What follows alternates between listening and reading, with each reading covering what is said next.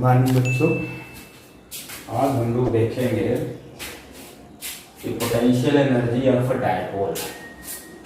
Dipole की potential energy क्या होती है और इसका फार्मूला क्या होता है। ठीक है, तो सेम डिफिनीशन है जैसे potential energy of any charge particle in the electric field होता है, वही डिफिनीशन इसका भी है। ठीक है, जैसे किसी चार्ज पार्टिकल को हम लोग इनफाइनाइट से फील्ड के अंदर किसी पॉइंट तक लाते हैं, एक वर्क करना पड़ता है और वो वर्क ही उस चार्ज पार्टिकल का पोटेंशियल एनर्जी कहलाता है। सेम चीज यहाँ पर भी है कि किसी डायपोल को इनफाइनाइट से इलेक्ट्रिक फील्ड के अंदर लाने में जो वर्क करना पड़ता है, that amount of work is known as the potential energy of that dipole. ठीक है, यहाँ पर हमने एक डायपोल लिया है और ये डायपोल है AB। डायपोल AB है और इसको हम इनफाइनाइट से फील्ड के अंदर ले आ रहे हैं और फील्ड के अंदर फील्ड से थीटा एंगल फॉर्म करते हैं, इसको ले आ रहे हैं। ठीक है, तो जब हम डायपोल को हम इनफाइनाइट से ला रहे हैं और डायपोल का जो लेंथ होता है that be very less, it means हम ये कह सकते हैं कि प्लस Q और माइनस Q दोनों चार्ज हम इनफाइनाइट से ला रहे हैं। जब इनफाइनाइट से लाएंगे तो क्लियर सी बात है कि ड्यू टू पॉजिटिव चार्ज, क्योंकि ये इलेक्ट्रिक फील्ड हम सपोज कर सकते हैं पॉजिटिव चार्ज के कारण है, तो उस पॉजिटिव चार्ज को ये रिपेल करेगा बट नेगेटिव चार्ज को क्या करेगा, अट्रैक्ट करेगा। ठीक है, तो जितना अमाउंट ऑफ वर्क हमें पॉजिटिव चार्ज को लाने में करना पड़ेगा, उतना ही अमाउंट ऑफ वर्क हमें इलेक्ट्रिक फील्ड से खुद ही मिल जाएगा, क्योंकि नेगेटिव चार्ज को ये अपने आप अट्रैक्ट करेगा। क्लियर है? लेकिन जब इसको फील्ड के अंदर ऐसे लेकर के आएंगे तो फिगर से ये क्लियर है कि जो माइनस चार्ज है प्लस चार्ज के कंपेरिजन में AC डिस्टेंस एक्स्ट्रा कवर करेगा, क्योंकि माइनस प्लस चार्ज हमारा यही रुक गया, नेगेटिव चार्ज इधर चला गया। ला तो दोनों को इनफाइनाइट से रहे थे ना, दोनों को इनफाइनाइट से ला रहे थे, बट फील्ड के अंदर negative charge extra distance cover किया और एक्स्ट्रा डिस्टेंस क्या होगा, AC डिस्टेंस होगा। क्लियर है? तो ये हमारा AB डायपोल है, हमने क्या किया, ये पर्पेंडिकुलर लाइन ड्रा किया इस पर, ये इस तरीके से। तो अब हमें ये क्या फाइंड करना होगा, AC फाइंड करना होगा, मतलब distance covered by the negative charge, extra distance covered by the negative charge in the electric field के कारण ही वर्क हमें गेन होगा, बल्कि वर्क करना नहीं पड़ेगा, जैसे कि फिगर में ये है, जिस तरीके से हम डायपोल को ला रहे हैं। तो क्लियर सी बात है कि फोर्स को हमें पता ही है, क्योंकि नेगेटिव चार्ज पर जो फोर्स वर्क करेगा QE वर्क करेगा और नेगेटिव चार्ज पर फोर्स जो वर्क करता है इलेक्ट्रिक फील्ड के अपोजिट डायरेक्शन में। यहाँ पर देखो नेगेटिव चार्ज A पर है और इस पर एक फोर्स वर्क कर रहा है इलेक्ट्रिक फील्ड के अपोजिट है, F is equal to QE। ठीक, फोर्स हमें पता है, डिस्प्लेसमेंट कैलकुलेट कर लें। तो यहाँ देखो ये एक राइट एंगल ट्रायंगल बन गया, ACB जो है ये एक राइट एंगल ट्रायंगल है। तो और ये एंगल थीटा है, क्योंकि थीटा एंगल फील्ड से बना के ला ही रहे थे। तो यहाँ से अगर हम cos थीटा फाइंड करेंगे, cos theta is equal to base upon hypotenuse हो जाएगा, that is AC upon AB। और AB क्या है, length of the dipole, that is हम लोग 2L हमेशा लेते हैं। इट मींस यहाँ हम cos theta is equal to AC upon AB है, देन AC इज इक्वल हो जाएगा AB cos थीटा, और फिर जो है AB की यहाँ पर 2L को कर दिए, तो ये आ गया क्या, AC extra distance covered by the negative charge in the electric field. बाकी जो डिस्टेंस कवर किया है, जितना पॉजिटिव चार्ज नेगेटिव चार्ज एक दूसरे के कारण क्या हो जाएगा, वेरिस हो जाएंगे। इतना वर्क हमें पॉजिटिव चार्ज को लाने में करना पड़ा होगा, उतना नेगेटिव चार्ज का वर्क गेन हो गया।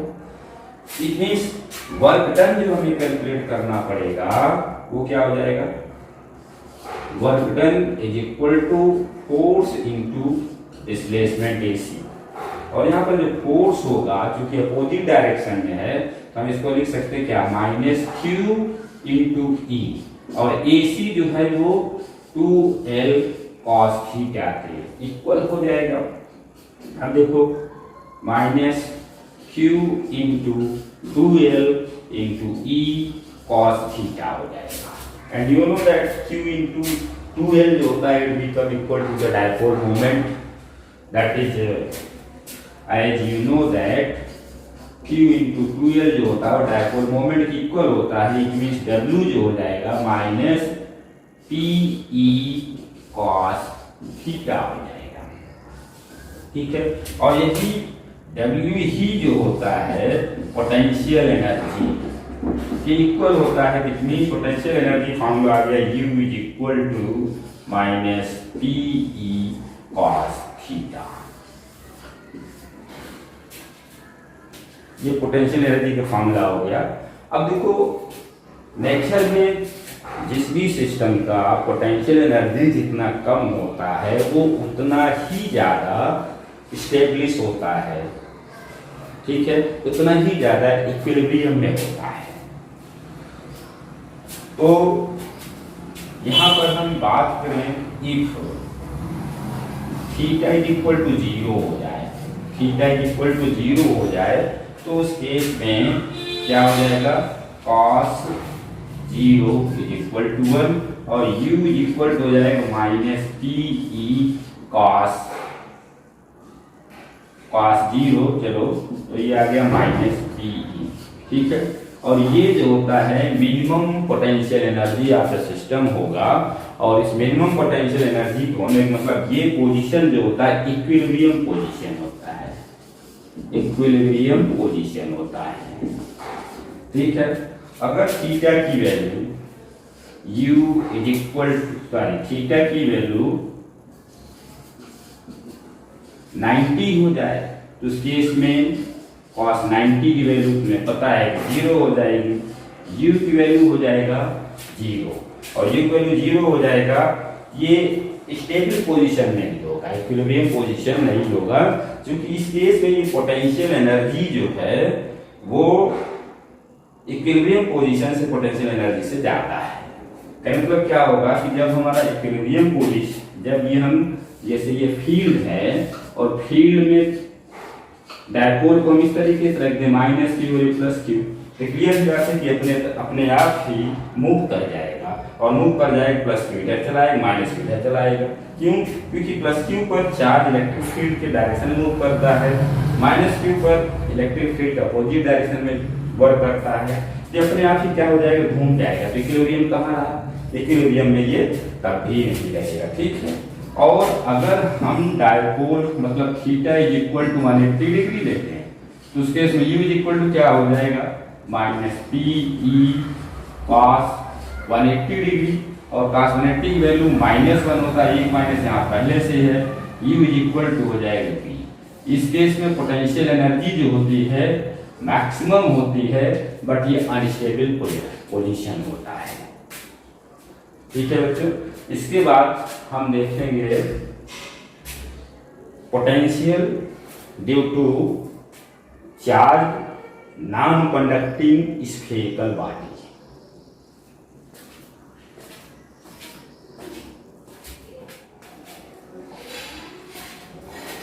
हाँ बच्चों, अब हम देखेंगे potential due to charge non conducting sphere.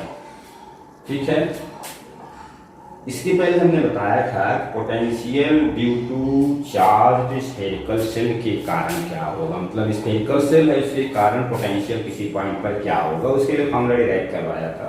और फिर हमने ये भी बताया था कि जिस तरीके से हमारा चार्ज स्फेरिकल सेल बिहेव करता है वैसे ही चार्ज कंडक्टिंग सेल बिहेव करता है, क्योंकि जब हम कंडक्टिंग सेल को चार्ज देते हैं तो उसके ऊपर यूनिफॉर्मली डिस्ट्रीब्यूट हो जाता है, तो रहा तो वाई सेल ही। बट अब हम देखने चल रहे हैं सेल हमारा जो स्फीयर है वो नॉन कंडक्टिंग है। अगर नॉन कंडक्टिंग स्फीयर को हम चार्ज देते हैं तो जो चार्ज होता है उसके पूरे वॉल्यूम में यूनिफॉर्मली डिस्ट्रीब्यूट होता है। ठीक है, तो हमने ये सपोज कर लिया कि एक आर रेडियस का एक स्फीयर है जो कि नॉन कंडक्टिंग स्फीयर है, और इसको क्यू चार्ज से प्लस क्यू चार्ज से चार्ज किया गया है। ठीक है, अब इसके कारण इलेक्ट्रिक फील्ड इंटेंसिटी क्या होगी, जब पॉइंट कंडक्टिंग स्फीयर के बाहर होगा, स्फीयर के ऊपर होगा और स्फीयर के अंदर होगा। तो ये तीनों फार्मूला का डेरिवेशन हमने जो है इसके पहले के वीडियो में इलेक्ट्रिक फील्ड इंटेंसिटी के लिए जब फार्मूले डिराइव कर रहे थे तो किसी पार्ट में किया है। अगर जाकर के देखोगे तो वहां पर मिलेगा और उसको समझना है। ठीक है, हम यहाँ पर कंडीशंस लिख देते हैं। First condition, electric field intensity, electric field at P, मतलब एक्सटर्नल पॉइंट पर कर दो, एक्सटर्नल पॉइंट पर।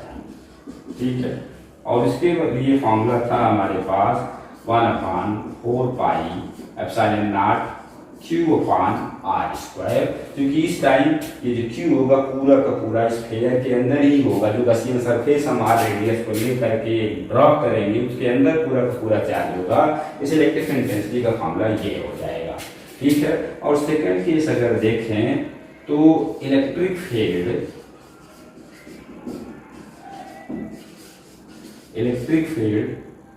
एट Q, मतलब on the surface, on surface.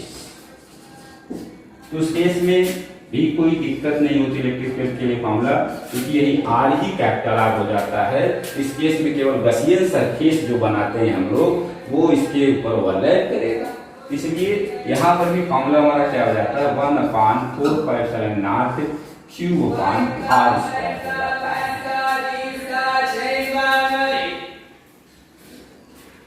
ठीक है, थर्ड केस लेते हैं, when electric field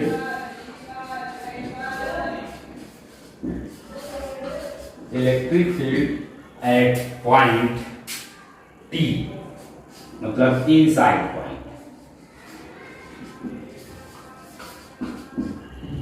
inside point पर जब हम फाइंड करेंगे उस केस में इलेक्ट्रिक फील्ड इंटेंसिटी जो हो जाती है वो 1/4 पाई एप्सिलॉन नॉट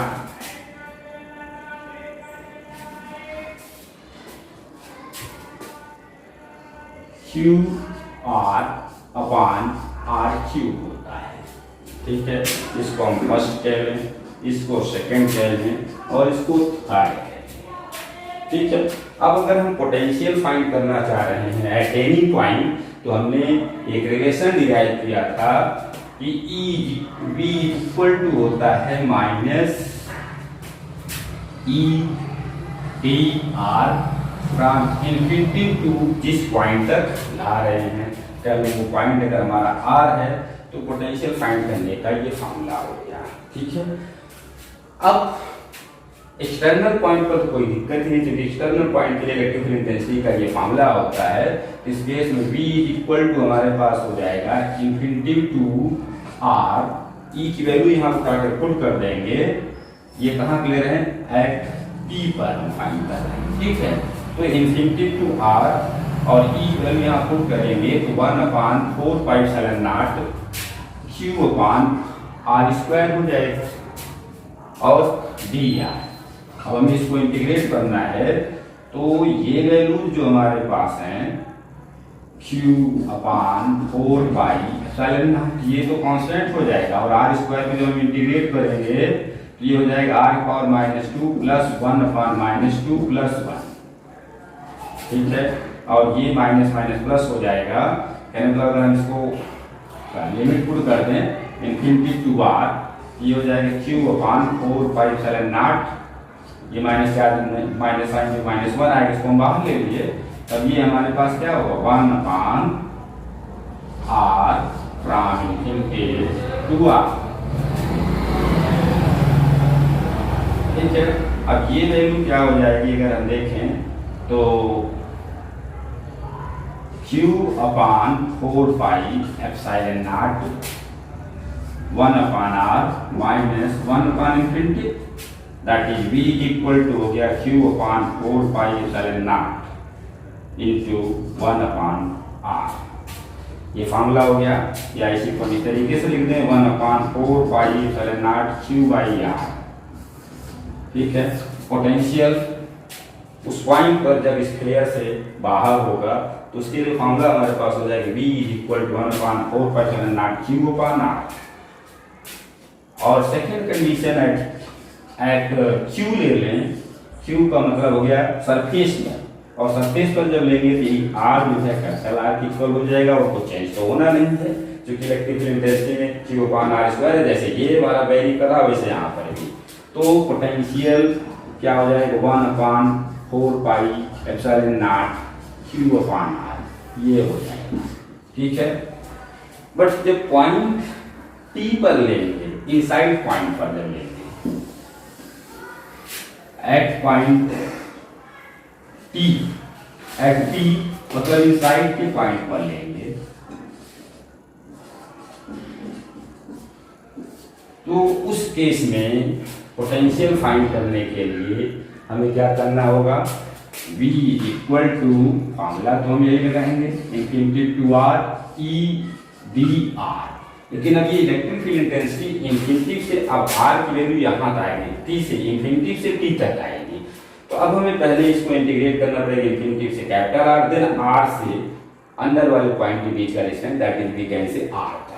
ठीक है, क्योंकि इसको भी हमने R ही लिया है, ये R जो है वेरिएबल पार्ट है, तब इंटीग्रेट यहाँ पार्ट में हमें करना पड़ जाएगा।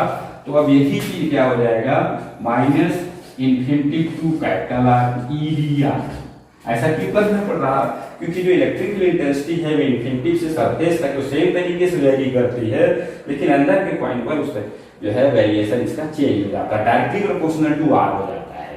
इसलिए हमें इसको दो पार्टों में इंफिनिटी टू R एक तरीके से इंटीग्रेट करना होगा, देन R से अंदर के पॉइंट तक दूसरा इंटीग्रेशन, दूसरा पार्ट करना पड़ेगा, माइनस R टू R हो जाएगा E d R। क्लियर है।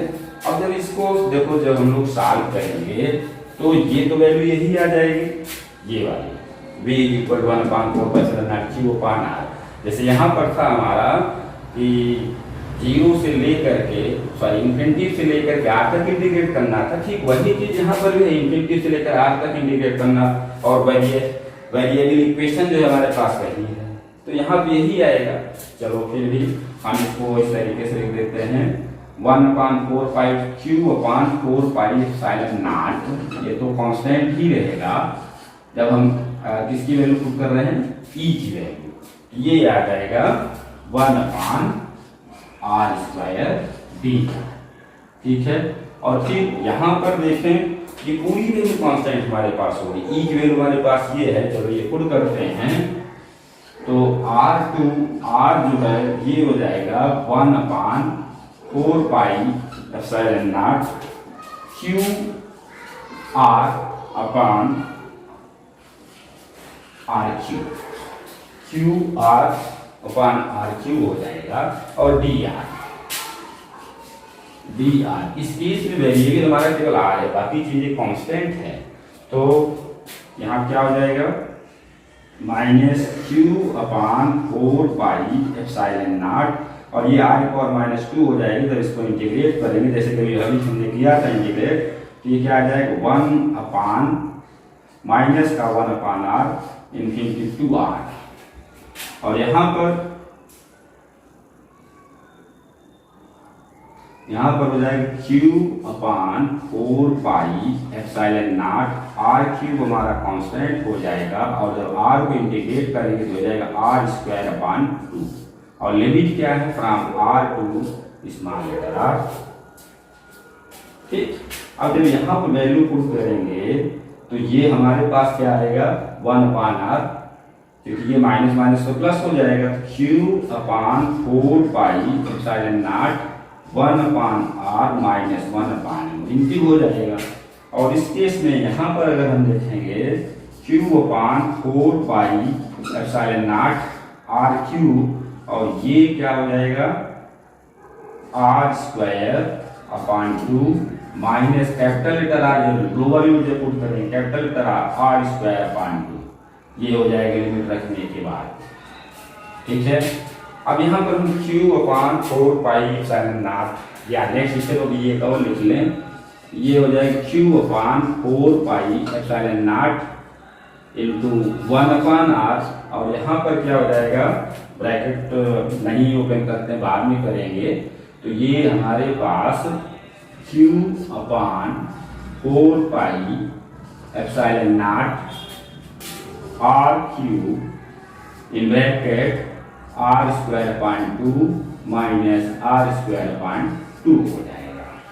ठीक है, अब इस q upon 4 pi epsilon naught R को कॉमन कर लें। q upon 4 pi epsilon naught into 1 upon R अगर कॉमन कर लेंगे, यहाँ पर हमारा क्या बचेगा, 1 बचेगा। ठीक है, और यहाँ देखें 1 अपॉन आर स्क्वायर बच जाएगा हमारे पास, क्योंकि हमने कॉमन किया है केवल आर, और ये हो गया R square by 2 minus R square by 2। ठीक है, अब अगर इस ब्रैकेट में जो हम लोग ओपन करेंगे, q upon 4 pi epsilon naught 1 upon R, 1 minus यहाँ पर हो जाएगा R square upon 2 R square, और ये आर स्क्वायर कैंसिल हो जाएगा, साथ ही साइन भी चेंज हो जाएगा, ये आ जाएगा 1/2। ठीक है, अब इसके बाद अगर इसको हम कैलकुलेट करते हैं कि 1 + 1/2 3/2 हो जाएगा। q upon 4 pi epsilon naught 1 upon R in bracket 3/2 minus R square upon 2 R square हो जाएगा। ये पोटेंशियल के लिए फॉर्मूला हो जाएगा। ठीक है,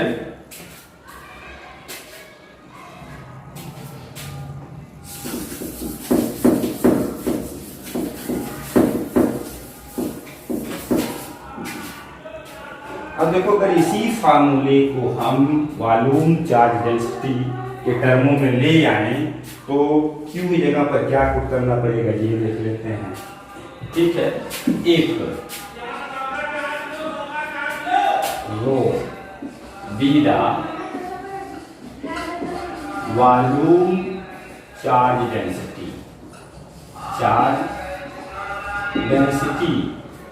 then Q is equal to क्या हो जाएगा, देखो if rho be the volume charge density, then Q को हम देख सकते हैं क्या, वॉल्यूम चार्ज डेंसिटी का मतलब हो गया यूनिट वॉल्यूम में चार्ज, और अगर यूनिट वॉल्यूम में चार्ज रो है तो पूरे वॉल्यूम में कितना चार्ज होगा, तो वॉल्यूम इंटू चार्ज डेंसिटी कर देंगे तो Q इज इक्वल हो जाएगा 4/3 pi R cube into rho.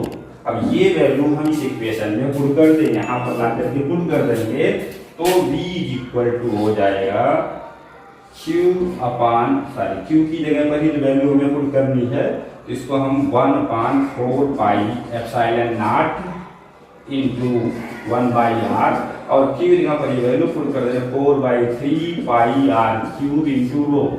बाकी ब्रैकेट में हमारे पास क्या है, 3/2 minus R square upon 2 into capital R square.